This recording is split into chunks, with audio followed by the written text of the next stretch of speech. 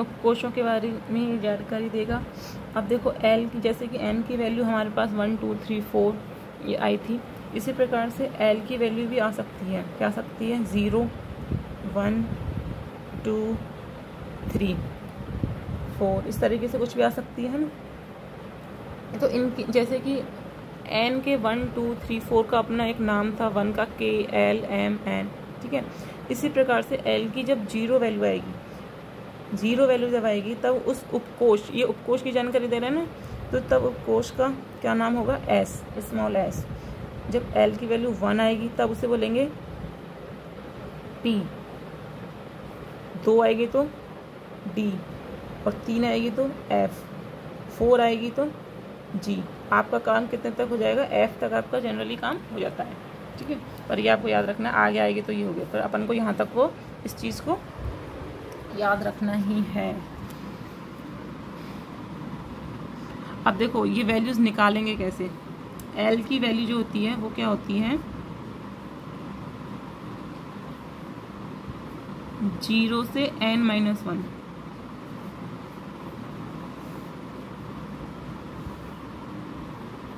ठीक है, ये इसकी वैल्यू होती है। जैसे कि मैंने आपको बोला n बराबर 4, n बराबर 4 के लिए l का मान क्या होगा?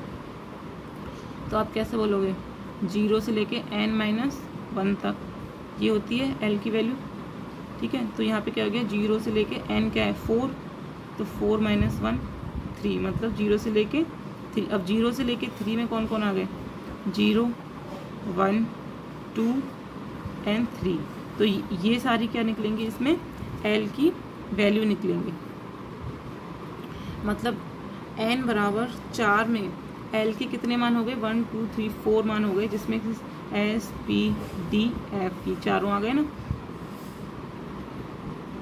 ठीक है। इस तरीके से ये नेक्स्ट हमने देखा था m, चुंबकीय क्वांटम संख्या। तीसरा जो हमने देखा है चुंबकीय क्वांटम संख्या। चुंबकीय क्वांटम संख्या ये किसके बारे में जानकारी प्रदान कर रही है? पहले हमने सबसे पहले क्या देखा? कोश,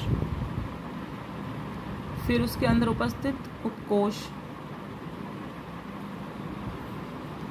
और फिर अब हम देख रहे हैं उपकोष में क्या उपस्थित है? कक्षक, ठीक है। और कक्षक में क्या है? इलेक्ट्रॉन।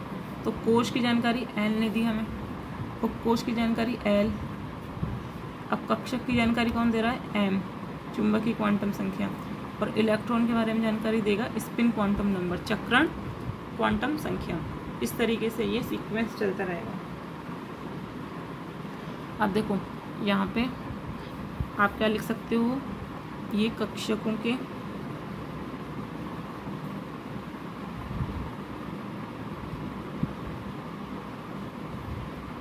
के अभिविन्यास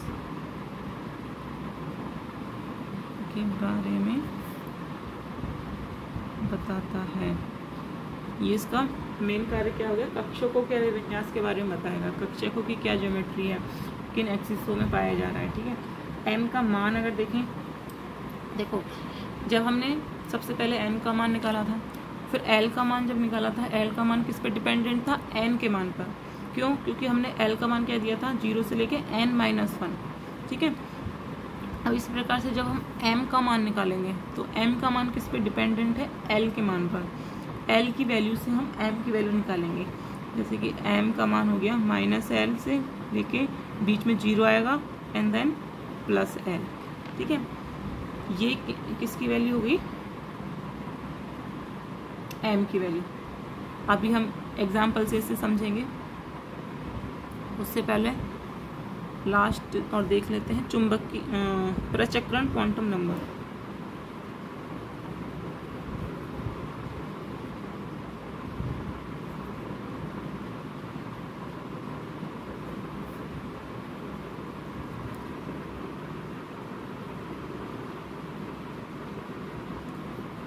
इसको एस से रिप्रेजेंट करते हैं।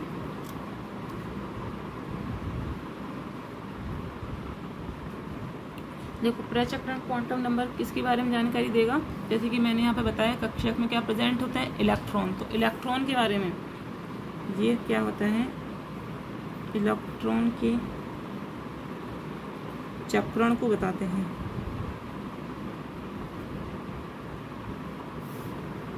ठीक है, ये इलेक्ट्रॉन के चक्रण को बताते हैं। मतलब क्या हुआ कि ये एक कक्षक है सपोज, ठीक है, एक कक्षक में अधिकतम 2 इलेक्ट्रॉन भरे जाते हैं।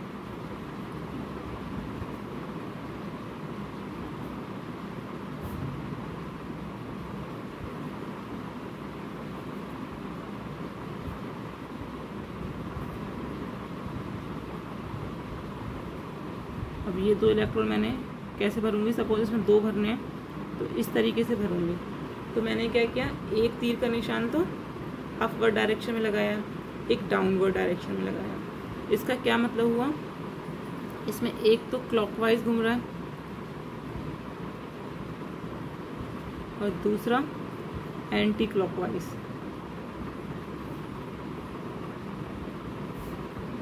जो क्लॉकवाइज घूम रहा है उसकी वैल्यू हम लेकर चलते हैं +½ जो एंटी क्लॉकवाइज रोटेट हो रहा है उसको हम लेकर चलते हैं -½ ठीक है। तो यही स्पिन क्वांटम नंबर है कि इसमें एक इलेक्ट्रॉन +½ का होगा, दूसरा इलेक्ट्रॉन -½ का होगा।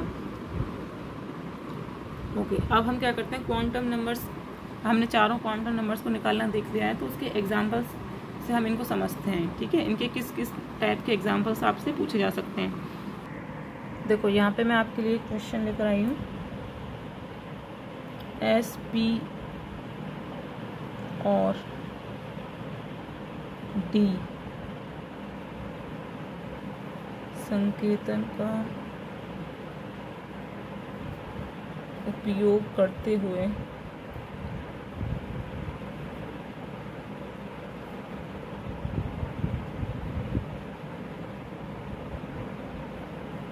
निम्नलिखित क्वांटम नंबर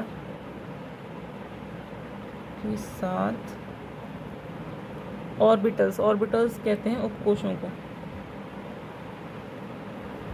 उपकोशों का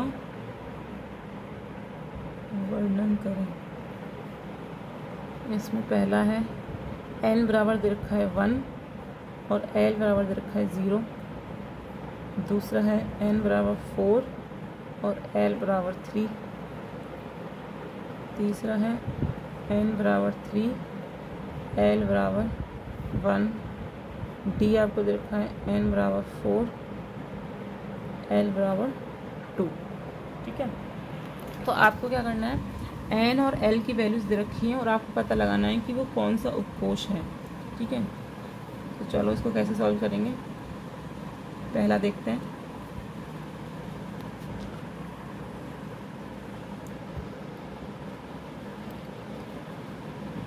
n बराबर 1 और l बराबर 0। देखो मैंने आपको थोड़ी देर पहले बताया कि l के अपने अपने क्या होते हैं, नाम होते हैं। जैसे कि 0 है तो 0 में क्या हो गया, 0 का मतलब s हो गया, और 1 दे ही रखा है तो इस ऑर्बिटल मतलब उपकोश, ऑर्बिटल मतलब उपकोश का क्या नाम हो गया, 1s। ओके, ये सिंपल है। दूसरा देखें, दूसरा बोल रहा है n बराबर 4 l बराबर 3। l बराबर 3 में मैंने क्या बताया आपको,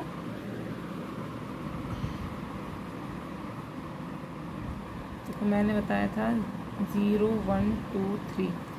l के मान के बारे में बताया था, तो 0 वाला होगा उसका नाम होगा s, 1 का होगा p, 2 का होगा d और 3 का होगा f।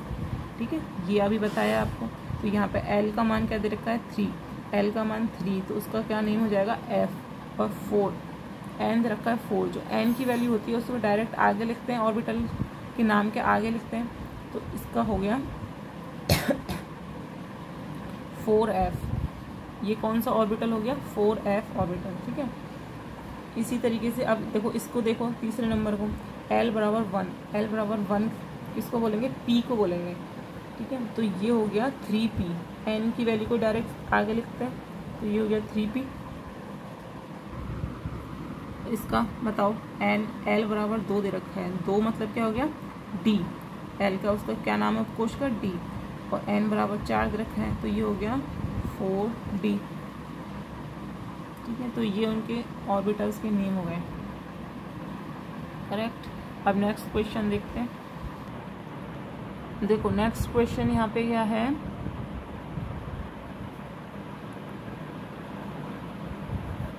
एक परमाणु कक्षक में n बराबर 3 है।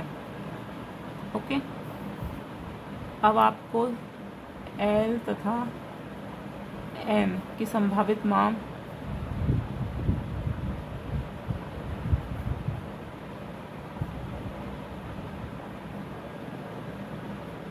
ये पता करना है। तो देखो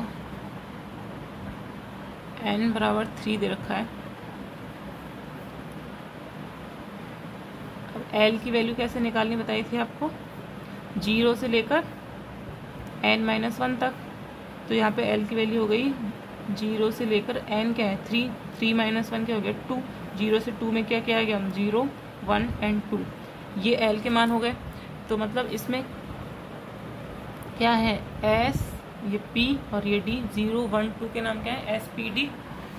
ठीक है, तो हम क्या कह सकते हैं n की वैल्यू क्या है 3, तो l के मान कौन कौन से हो गए 3s, 3p और 3d।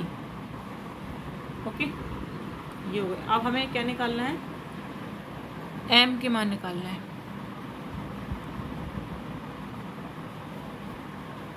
m का मान कैसे निकालना बताया था,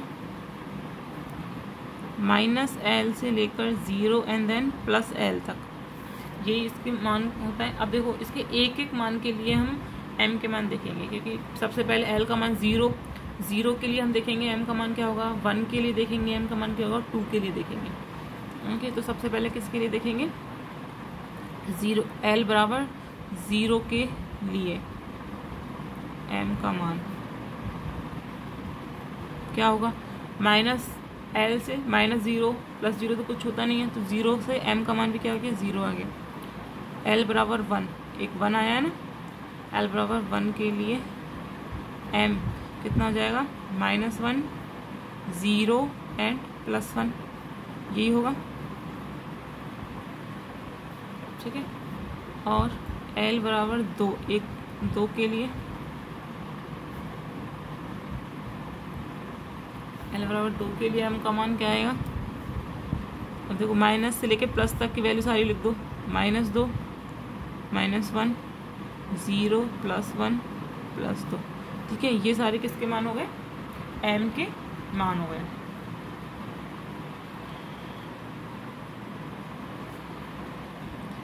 अब यहाँ पे देखो ये कितने मान निकले 1, 2, 3, 4, 5, ये 5 निकले। और हमने क्या बोला था l बराबर 2 के लिए क्या बोलते हैं d बोलते हैं, है ना। और एक चीज हमने देखी है m किसके बारे में बताता है, कक्षकों के बारे में बताता है। इसका मतलब ये हुआ d उपकोष में कितने कक्षक प्रेजेंट हैं 5। इसको इस तरीके से बना देते हैं, ये d उपकोष के 5 कक्षक हो गए। अब ऐसे ही l बराबर 1, l बराबर 1 का क्या नाम है p, मतलब कि p उपकोष के लिए m के मान 3 आए, -1, 0, +1, है ना। तो इसका मतलब है p उपकोष में 3 कक्षक होते हैं, एक -1 का, एक 0 का, एक +1 का। ठीक है, और l बराबर 0 के लिए m का एक ही मान आया है 0, तो इसका एक कक्षक होता है। और 0 को बोलते हैं s, मतलब कि s में कितना हो गया 1, p में कितने कक्षक हो गए 3, और d में कितने कक्षक हो गए 5। ठीक है, यहाँ पे अगर इसको इस तरीके से लिखें SPDF, S में एक कक्षक होता है, P में 2 कक्षक होते हैं, D में 5 होते हैं, इसी प्रकार से F में 7 होते हैं।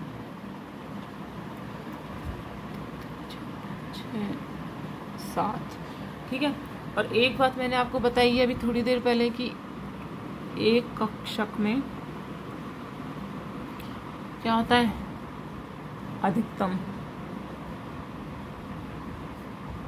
2 इलेक्ट्रॉन भरे जाते हैं। ठीक है, ये आपको बताया है अभी। तो मतलब इसमें क्या हो गया, इसमें 2 इलेक्ट्रॉन अधिकतम, और इसके 1 2 3 4 5 6, पी में अधिकतम कितने हो गए, एस में 2, पी में अधिकतम की बात हो रही है यहाँ पे। ठीक है, न्यूनतम तो 1 भरा जा सकता है ना। डी में इसी तरह 5 है, 5 नहीं 10 इलेक्ट्रॉन भरे जा सकते हैं। एफ में 7 है तो इसमें 14 इलेक्ट्रॉन भरे जा सकते हैं अधिकतम। ठीक है, ये बात हुई। अब नेक्स्ट जो हमें देखना है, इलेक्ट्रॉन भरने के कुछ नियम है वो देखना है।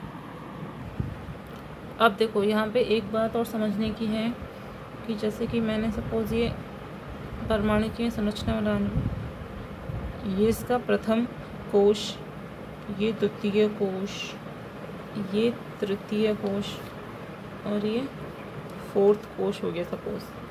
ठीक है, तो मैं क्या बोलूँगी, यहाँ पे पहला कक्षक है तो इसमें पाए जाने वाले कौन कौन से कक्षक पाए जाएंगे, इसमें सिर्फ एक पाया जाएगा 1s। ठीक है, दूसरे में क्या होगा 2s 2p, मतलब दूसरे स्टार्ट हुआ तो दूसरा कक्षक भी आ गया, p भी आ गया। अब तीसरा स्टार्ट होगा तो इसमें 3 कक्षक आ जाएंगे, मतलब इसमें क्या होगा 3s 3p और 3d भी होगा। अब चौथे की बात करें तो इसमें क्या क्या होंगे 4s 4p 4d तथा 4f। ठीक है, मतलब कि कहने का ये हो गया कि जो p कक्षक है वो दूसरे वाले कोश से स्टार्ट हुआ। ऐसा नहीं बोल सकते कि पहले कोश में p कक्षक आ जाएगा, नहीं ना, ऐसे तीसरे कोश से d कक्षक स्टार्ट हुआ है, ऐसे चौथे कोश से f कक्षक स्टार्ट हुआ है। अब f वाला दूसरे में नहीं आ सकता, तीसरे में नहीं आ सकता। ठीक है, उसकी स्टार्टिंग कहाँ से हुई है 4th कोश से। तो अगर मैं आपको बोलूँ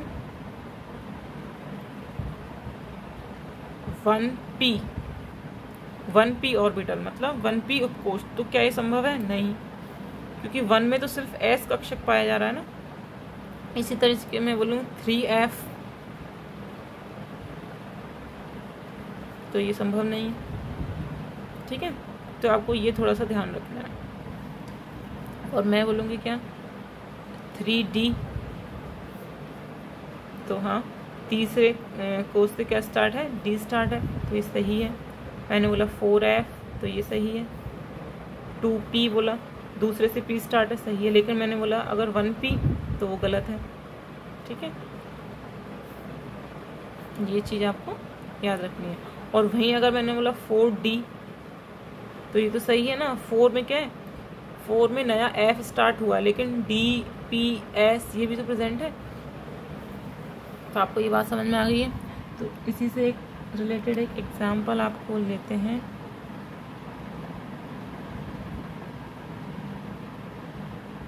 तो आपको बताना है निम्नलिखित में से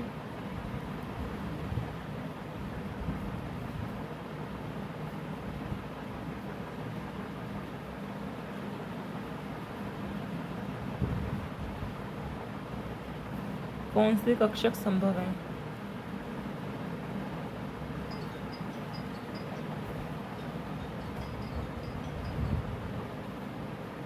पहला है 1p 2s 2p 3f। अब आपको बताओ इसमें से कौन से संभव है और कौन से संभव नहीं है। देखो 1p, 1 में तो सिर्फ क्या होता है s होता है, तो ये संभव नहीं है। 2s अभी बताया था, 2 में क्या होता है 2s 2p दोनों होता है, तो ये संभव है। 2p भी होता है, सही है। 3f, तीसरे में f होता है क्या, देखो तीसरे में क्या होता है 3spd, तीसरे में 3 ही होता है, तो ये f ये संभव नहीं है। ठीक है,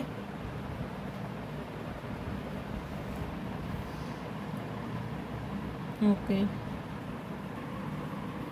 अब देखो एक क्वेश्चन और लेते हैं यहाँ पे हम। क्वेश्चन है तीसरे कक्षक में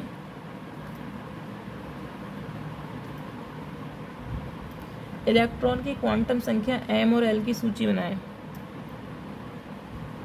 क्वांटम नंबर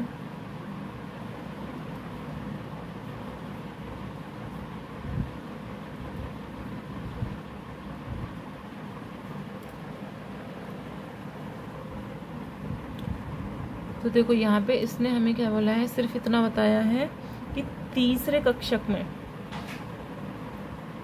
ना, तीसरे कक्षक में इलेक्ट्रॉन की, यहाँ पे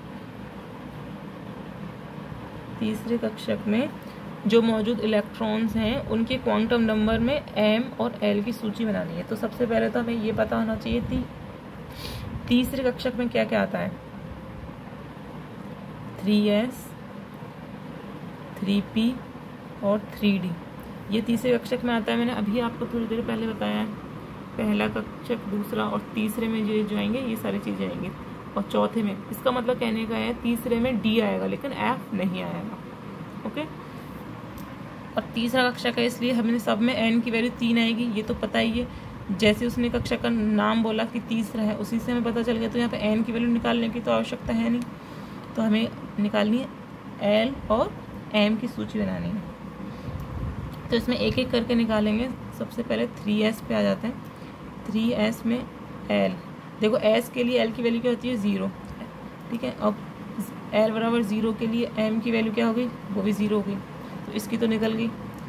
नेक्स्ट है 3p, 3p में l की वैल्यू देखें तो p में, p के लिए l की वैल्यू क्या होती है, 1, तो l बराबर 1 के लिए m की वैल्यू क्या हो जाएगी, -1, 0 एंड +1, तो इसकी भी निकल गई। तीसरी हमें निकालनी है 3d की। 3d में d के लिए l की वैल्यू क्या होती है, 2, ठीक है। अब l की वैल्यू 2 के लिए m की वैल्यू क्या होंगी, -2, -1, 0, +1 एंड +2, ठीक है। ये इसकी m की वैल्यूज हो गई। सिंपल है ना। तो इसी तरह के क्वेश्चंस आपको फर्स्ट टेस्ट में दिए जाएंगे, आप इनको नोट डाउन कर लें और इसी तरह के क्वेश्चंस की प्रैक्टिस करें।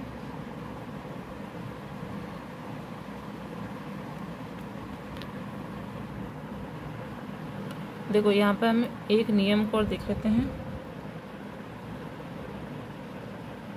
पाउली का अपवर्जन का नियम।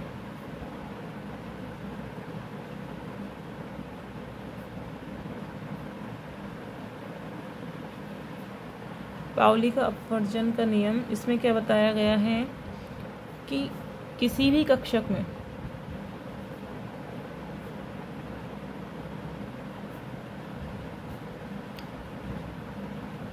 उपस्थित दो इलेक्ट्रॉन में दोनों इलेक्ट्रॉन के लिए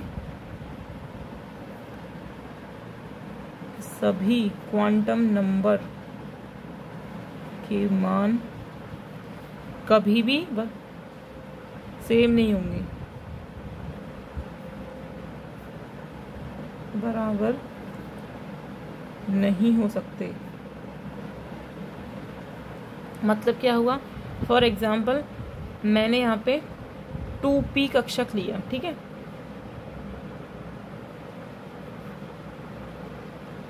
टू पी नहीं, आप 2s लो और आपको अच्छे से समझ में आएगा।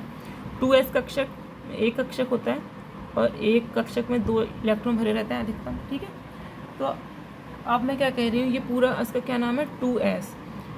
अब मैं इस वाले इलेक्ट्रॉन के लिए देखूँ, तब n की वैल्यू क्या है, 2, l की वैल्यू क्या है, 0, m की वैल्यू क्या है, 0, ठीक है। और इस वाले कक्षक के लिए, इस वाले इलेक्ट्रॉन के लिए देखूँ, इनकी वैल्यूज तब भी क्या आएगी, n बराबर 2 आएगी, l बराबर क्या आएगी, 0 आएगी, m बराबर क्या आएगी, 0 आएगी। लेकिन जो वैल्यू चेंज जरूर होगी, और वो कौन सी होगी, s की वैल्यू कभी सेम नहीं रह सकती। अगर इस इलेक्ट्रॉन के लिए +½ है तो दूसरे इलेक्ट्रॉन के लिए -½ जरूर होगी। तो भले ही तीनों क्वांटम नंबर बराबर आ जाएं, लेकिन जो चौथा क्वांटम नंबर है वो कौन सा है, स्पिन क्वांटम नंबर, प्रचक्रण क्वांटम नंबर, वो हमेशा डिफरेंट ही आएगा। एक एंटी क्लॉकवाइज घूमेगा तो एक क्लॉकवाइज घूमेगा। इसकी वजह से उनकी वैल्यूज एक +½ होगी, एक -½ होगी, ठीक है। तो यही आपको पाउली अपवर्जन के नियम में आपको बताना है, ठीक है। आज की क्लास में इतना ही देखेंगे, आप इसको सारा नोट डाउन करें और क्वेश्चंस की प्रैक्टिस करें।